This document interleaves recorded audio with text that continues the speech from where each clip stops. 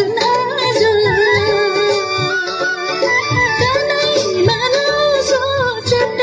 सुन हजुर शिरैमा शिर फुला दाजुले माया गरी किनिदिएको दाजुले माया गरी किनिदिएको पसिनाको कमाई पोखिदिएको